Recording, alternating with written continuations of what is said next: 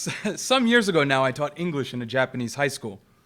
It's custom in Japan for teachers to lecture from a small raised podium and for students to stand when answering questions. The space is organized to reinforce hierarchy and to help educators project their authority in the room. As an American educated in a relatively horizontal Quaker environment, I was never comfortable with the arrangement. Still, I was the one privileged with authority, and students had it most difficult. One student in particular comes to mind when I reminisce about those days. I've forgotten the young man's name, but I can still see his face as though he were standing just in front of me. He was an intelligent young man, but his proficiency in English was shaky. On top of that, the English course was largely populated by female students, and the pressure of conversing in a foreign language in front of those young women often got the best of him, and his male peers. You can imagine. On one particular occasion, I called on the young man, and he rather dramatically squirmed in his seat, contorting his body in a fit of discomfort as he rose to reply. He audibly sighed and rolled his head atop his long, thin neck. It was a rather dramatic start to our mundane classroom exchange. For a long while, I'd been thinking about the idea of poise. Where does one learn to exhibit poise, the outward expression of calm in the midst of internal turmoil?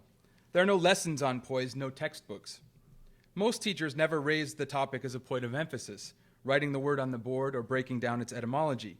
In fact, the word poise comes from the Latin pendere, or way. It conveys a sense of balance and composure, the subject of this presentation.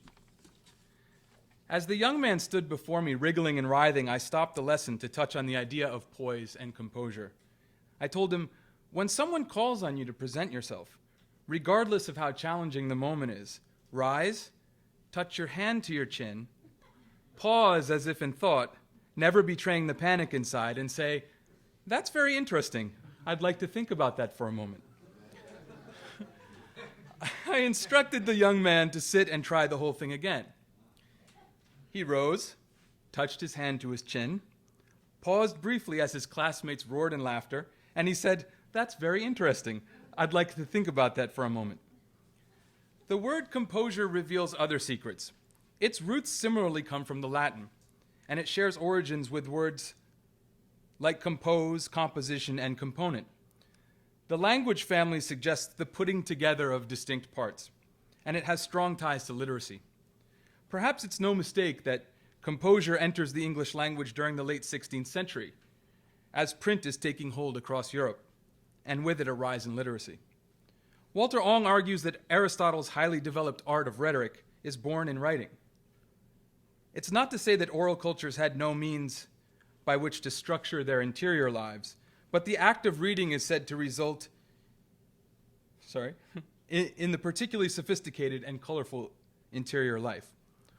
Ong's work suggests that the practice of literacy forms mental habits aligned with analytical thought and private consciousness. The alphabet taught us to treat sound in the visual realm, breaking continuous expressions into discrete symbols. It taught us to see our ideas outside ourselves and extend them away from us just enough to favor reason over emotion. It's no wonder, then, that we're said to lose our composure when we surrender to emotion under pressure, like my former student. Is literacy the answer to fostering greater poise and composure in our students and in ourselves? I'm sure Neil Postman would say yes. The thesis of his most famous work, Amusing Ourselves to Death, echoes Ong in arguing that the path to reason leads through literacy. The cultural shift from typography to the image has led us away from patience, durability, and reflection, and towards a more emotional relationship with information.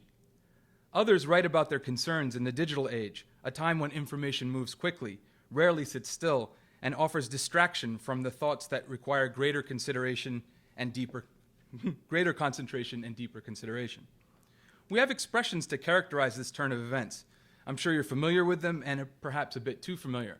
And this is the point where I pause to say that this morning Janelle confessed to not using profanity particularly often in her private life, but that it was a thrill to use it in the scholarly context, and that as a New Yorker I find that the opposite is true, that I'm rather a connoisseur of profanity in my private life, and I'm loath to use it in a public context. Nevertheless, he doesn't have his shit together, they might say. He's lost his mind. We talk of pulling it together, holding it together, and keeping it together. On a more serious note, we now speak of distracted driving, a phenomenon so grave it's prompted high-priced public service campaigns featuring Oprah Winfrey and others. If our public lament about these issues can only be remedied by a turn back to literacy and the printed word, our prospects seem bleak, I must admit. But I'm never one to give up so easily, and that's why I'm here before you today. A few moments ago, I mentioned my background in Quaker education. During those formative years, both as a primary school student and a teenager, I found myself every week sitting in silence with my peers and teachers. The Quaker practice of silent worship involves a community of people gathering to be co-present in silence for an extended period of time. In fact, I published a piece in Etc. in 2012 called Meaning in Silence and the Quaker Tradition, which links that form of worship with general semantics. It occurred to me that silence is the ground for oral communication. It's the ground for our inner monologue, the place we work out our thoughts before we set them free. Korzybski spoke of silence on the objective level, to call our attention to the process of abstraction and its relationship to semantic reaction. Language interjects itself as experience becomes conscious thought. General semantics teaches us to treat that transition with care and concern. The very theme of this symposium, Language and Thought in Action, is a testament to the importance of harnessing our language to make it operate more effectively and, in fact, sanely. What of the ground? What of silence? Can any of us say we have the intimate relationship with silence that's required to understand language? Silence, to the speaker, is akin to the blank canvas used by painters to express their interior to the world. Perhaps it's no mistake that we've seen a cultural turn towards yoga in the United States, at the same time we've turned our backs on literacy and run headlong into the digital jungle of distraction. Strictly speaking, as a spiritual exercise, yoga emphasizes the loss of self in favor of oneness and transcendence. In practice, however, secular practitioners use it to slow down, unplug, and experience mindfulness and embodiment. Perhaps we sense that we've lost something, and the ever-inventive and resilient human spirit has found a refuge in the storm. I also mentioned a few moments ago my experience in Japan. I spent nearly a decade living in rural Japan. When asked about my experience, I often tell curious friends and colleagues that more than the shift from the United States to Japan, the shift from urban to rural was most significant to me. To be sure, there were major differences in culture between the two countries, but to be surrounded by nature and to be closely linked to the change in seasons again was most profound. The Japanese are particularly attuned to the change in seasons. Japanese art and poetry are closely aligned with seasonal changes and the sensory experience of the Earth's cycle. Colors change in visual art. Tastes change in the culinary arts. Music and poetry evoke different emotional states, operating in metaphor to suggest the loneliness of the cherry blossom's brief bloom. It's a lot of bees. In Japanese, there's an expression, shinrin-yoku, or forest bathing, which captures the rejuvenating quality of a walk through the woods. It's a form of therapy. There's also an expression known as wabi-sabi, which is very difficult to translate. You like that one? Wabi-sabi is an aesthetic characterized by roughness and simplicity. The piece of thrown pottery, slightly imperfect and glazed unevenly, is most beautiful for the way it reflects the natural world. I suppose wabi-sabi is precisely opposite to the Industrial Revolution aesthetic of uniformity and perfection. In the traditional arts, flower arrangement, calligraphy, the tea ceremony, kendo, and others, there's also a sense of being present. There's a heightened sense of the cybernetic relationship between artist and medium. The practitioner of flower arrangement learns to see the space between the flowers as canvas, seeing figure and ground simultaneously. The practitioner of the tea ceremony practices precise movements, always mindful of the touch between fingers and tools. All of this is to suggest that perhaps there's a wide range of cultural solutions to our technological problems. Literacy is but one path to a deeper interior life. It's but one path to reflection.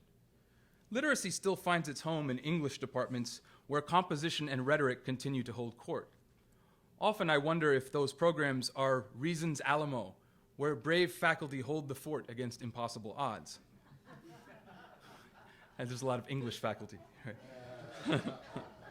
The lone clue to its continued significance is the word composition, which has come to be used exclusively for essay writing. In some circles, you may still evoke the symphony with that word. What if we repurpose the word to reflect the value it may hold for a culture set adrift? What if a pedagogy of composition emphasized the sort of relationship Gregory Bateson outlines in Ecology of Mind? We all know the inspiration Bateson drew from Korzybski and general semantics in devising his theory of mind. In the end, I may be preaching to the choir today, here among my friends, practitioners of general semantics and media ecology. Still, I think it's important to reassert the importance of general semantics as a science of sanity in this broader definition of composition. The call to compose thyself is a call to nurture intimacy between self and environment. It's a call to grow a culture of appreciation and mindfulness in which the sensorium is actively engaged and our use of language is similarly alive. Framing general semantics as an integral part of this new pedagogy breathes new life into both theory and practice, and just maybe offers the world the difference that makes a difference.